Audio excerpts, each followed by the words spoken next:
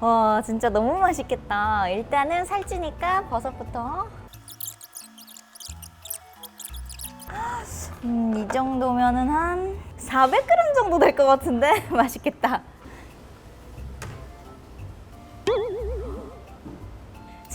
친구들도 이런 경험 해본 적 있죠? 마라탕 가게에서 재료를 담아서 무게를 쟀는데 예상했던 것과 다르게 나왔을 때 있죠? 저는 한 400g 담은 줄 알았는데 실제로 저울에서는 500g이 나왔어요. 이렇듯 우리가 손으로 가늠하는 무게와 실제 측정 무게가 다를 수 있는데요. 오늘은 물체의 무게에 대해서 한번 공부해 보려고 합니다. 우리의 특별한 수업을 위해서 지금 한국표준과학연구원에서 특별한 선생님이 기다리고 계신다는데요. 지금 바로 가볼까요? 박사님! 안녕하세요. 안녕하세요. 지금 뭐 하고 계세요? 오늘 수업을 뭘 할까 보고 있었어요. 정말요? 오늘 특별한 수업을 위해서 벌써부터 준비를 하고 계셨던 거예요? 네, 그렇습니다. 아니 그런데 박사님, 네. 너무 감성 돋는 옛날 교과서 아니에요? 네, 저 때는 이 교과서로 배운 것 같아요. 박사님 지금 눈가가 촉촉하신 것 같은데 감성에 젖으신 것 같아요. 네, 그렇습니다. 박사님 이제 이거 그만 보시고 예. 제가 오늘 공부하고 싶은 게 있어서 교과서를 좀 가져왔거든요. 네. 근데 요즘 친구들이 배우는 교과서에서 제가 오늘 공부하고 싶은 부분이 딱 있는 거예요. 뭔가요, 그게? 바로 물체와 무게입니다. 물체의 무게. 네. 제대로 찾아오셨네요. 제가 물체의 무게를 연구하고 있는 박사님입니다.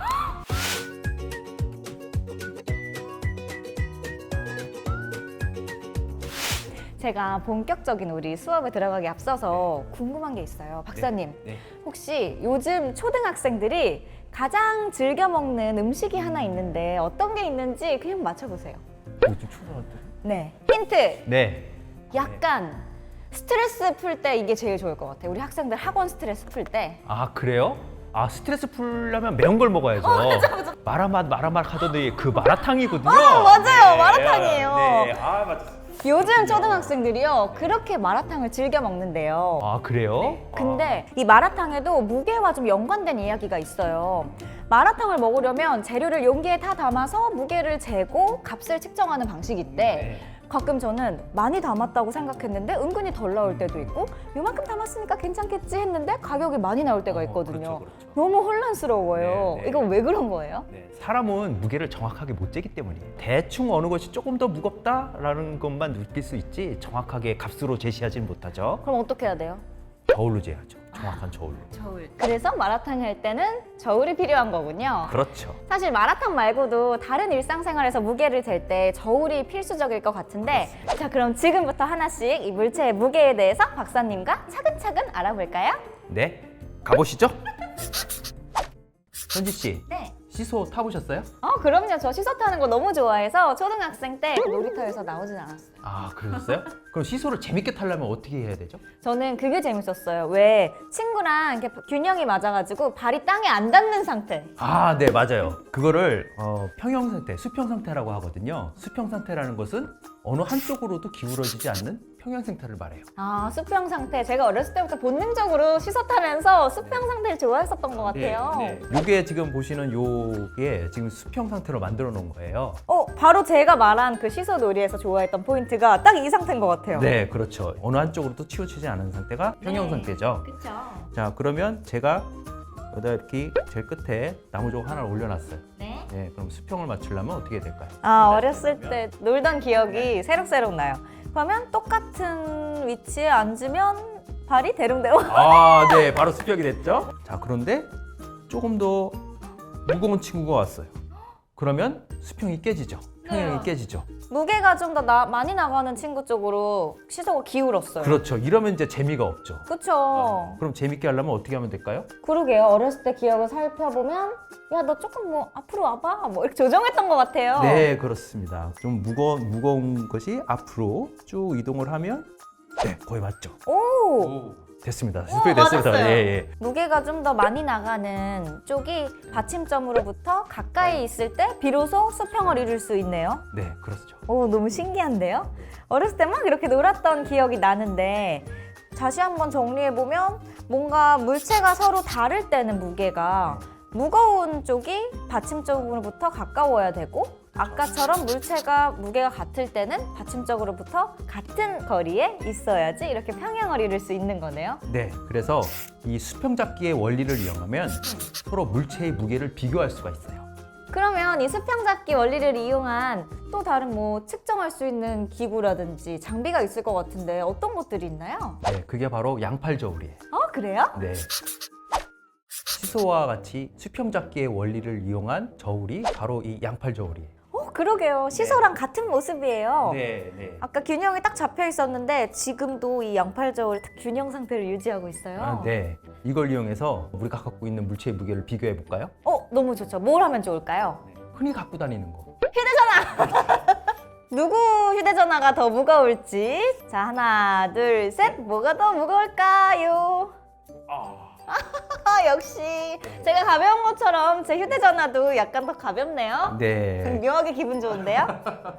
우와, 진짜 비교가 되네요. 무거운 쪽으로 균형이 깨져서. 확 기울죠. 시소처럼. 네. 근데 저는요, 박사님 궁금한 게 박사님 거랑 비교했을 때 제 휴대전화가 가볍긴 가벼웠잖아요. 네. 근데 정확한 이 휴대전화의 무게가 좀 궁금해요. 그럴 때는 어떻게 재요? 그럴 때는 이 반대쪽에 정확하게 무게를 알고 있는 추를 사용하면 돼요. 이 추는 뭐예요? 네, 이거를 이제 기준 물질이라고 하는데 표준이 되는 거죠, 이게. 그러면 요것들을 차례차례 올려놔서 수평을 맞추면 무게를 알 수 있겠네요. 이걸 더하면 무게를 알 수 있는 거죠. 궁금해지는데요? 제 휴대전화가 과연 얼마나 무게가 나갈지 기준 물체를 활용해서 재보겠습니다. 그래서 기준 물체는 200g짜리 추를 이용해서 한번 올려놔 볼게요. 조금 올라갔어요. 조금 올라왔죠? 근데 아직 멀었죠? 제게 좀 무겁네요. 죠 그러면 조금 더 작은 네. 10g짜리 추를 올려볼게요. 너무 귀엽네요. 네. 오! 이쯤 되면은 뭐 거의 수평이라고 볼 수 있겠죠? 네, 거의 수평을 이뤘어요. 네. 그러니까 이제 이렇게 보면 제 휴대전화의 무게는 얼마일까요? 추 200g 먼저 하나 올렸고 뒤에 10g 추 올렸으니까 한 210g 정도. 네, 맞았습니다. 네. 이렇게 알 수 있겠네요. 네.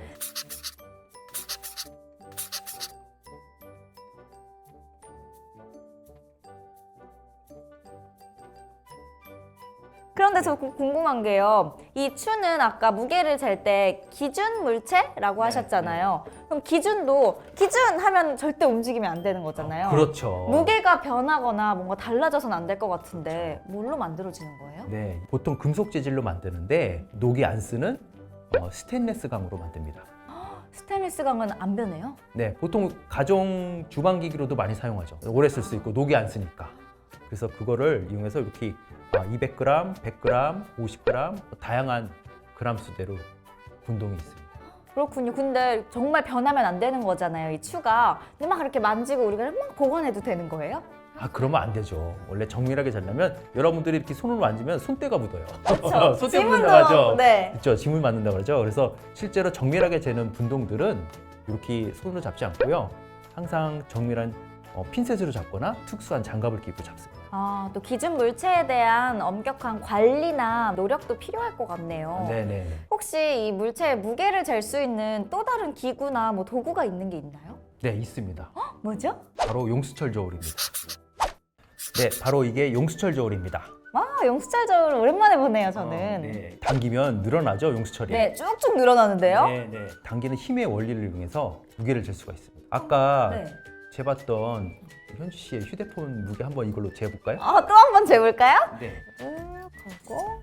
그 다음에 0점 조절을 해줘야 됩니다. 초기 위치가 네. 0이 되게 맞춰주는 건데요. 지금 아무것도 안 매달았잖아요. 네. 그럴 때 위치가 값이 0이야겠죠, 그죠? 네. 그래야 정확하겠네요. 네, 그래서 0점 조절이라고 하는 겁니다. 첫 번째는 0점 조절.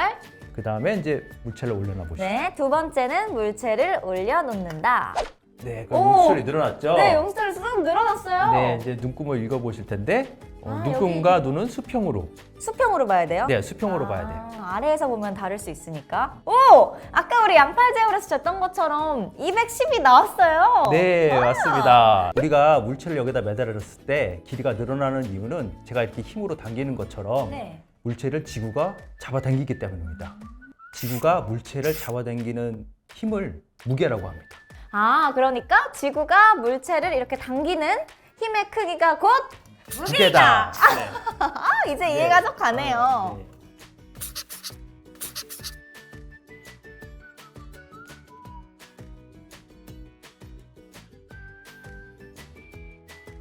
근데 전 여기서 궁금한 게 생겼어요, 박사님. 물론 정확하게 이 저울들이 무게를 재주겠지만 이 용수철 저울, 무게를 저는 저울이 정확한지는 어떻게 알 수 있어요? 그렇게 정확하게 이 저울을 평가할 수 있는 장비가 제 연구실에 있습니다. 정말요? 어디 있어요? 같이 보러 가시죠. 좋아요. 가보시죠. 지금 보시는 이 커다란 장비가 네. 무게의 기준이 되는 장비입니다. 아니, 저 살다 이렇게 큰 장비는 솔직히 처음 봤어요. 아, 네네. 정확한 명칭은 실화중 힘표준기라고 하는데요. 네. 총 잴 수 있는 용량이 100톤이나 됩니다. 100톤이요? 네, 엄청 크죠. 네. 무게가 큰 만큼 정말 100톤까지 측정을 할 수 있군요. 네네. 그럼 저는 궁금한 게요, 박사님. 이렇게 큰 추들이 저울이 정확한지 아닌지를 판단해 주는 거잖아요. 네, 맞습니다. 어떤 방식으로 측정을 하는 거예요? 아, 네. 여기 지금 보시는 요 커다란 디스크가 네. 무게가 정확하게 측정된 추입니다. 일종의 아까 배운 분동 같은 거라고 보시면 돼요. 그래서 요 추들을 그 저울에다가 하나하나씩 개별적으로 올려놓을 수가 있어요. 아, 그러면은 전체로도 측정이 가능하겠지만 하나하나 별개로도 또 무게를 잴 수 있는 거예요? 네네네. 그러면 이렇게 측정할 수 있는 정확한 표준기가 어느 분야에 활용이 되는지 그것도 궁금해요, 일상생활에서. 아, 그렇죠. 최근에 여러분들 많이 보셨을 거예요. 누리호 우리 발사 성공했잖아요. 그죠? 그죠?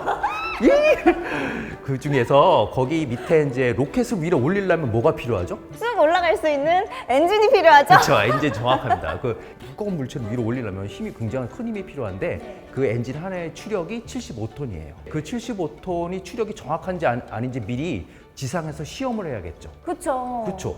힘이 모자라면 또 그렇죠. 안 못 올라갈 수도 올라가고 있고. 또 넘치면 궤도를 이탈하고. 맞아요. 그렇죠. 그래서 정확하게 내가 설계한 추력이 나오는지 안 나오는지 테스트하기 위한 장비가 있어요. 그걸 이제 아까 비슷한 저울 같은 건데 그 저울을 이 힘표준기에 갖다 놓고 교정을 합니다. 그래서 항공우주연구원도 저희한테 교정 받아갔어요. 아, 그럼 너무나 중요한 역할을 아, 해주고 너무 그럼요. 기특한 아이네요. 그렇죠.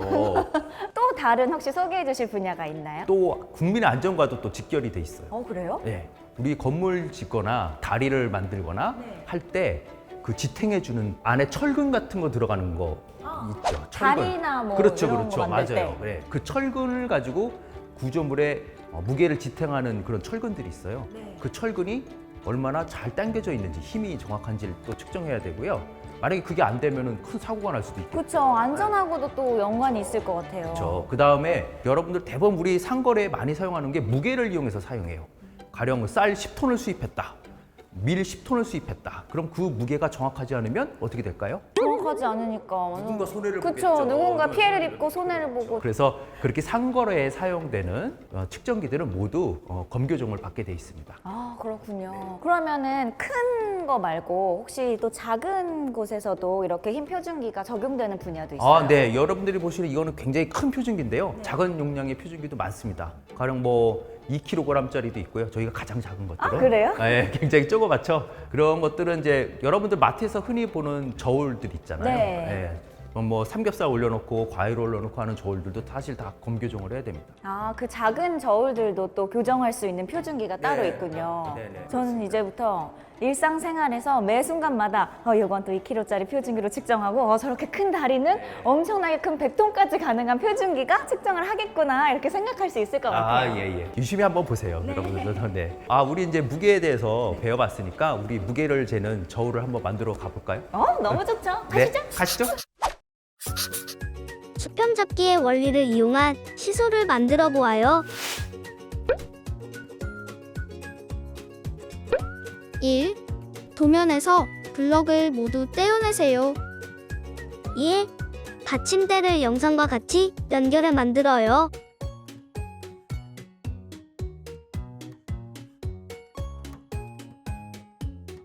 3. 받침대 위에 평형판을 올려놓아요. 4. 평형판에 추를 하나씩 올려놓으며 균형을 맞춰보아요.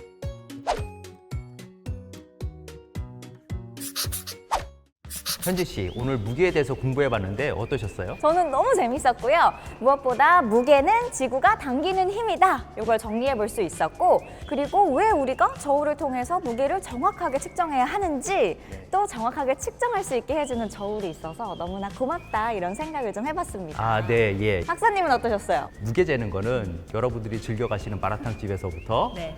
크게는 누리호나 건축물의 강도라든가 이런 데 굉장히 중요한 측정이에요. 맞아요. 그래서 여러분들이 이 점 꼭 알아두셨으면 좋겠습니다. 맞습니다. 일상생활 곳곳에서 우리가 무게를 잴 때 오늘 이 시간을 친구들이 좀 떠올려줬으면 좋겠어요. 그쵸? 네.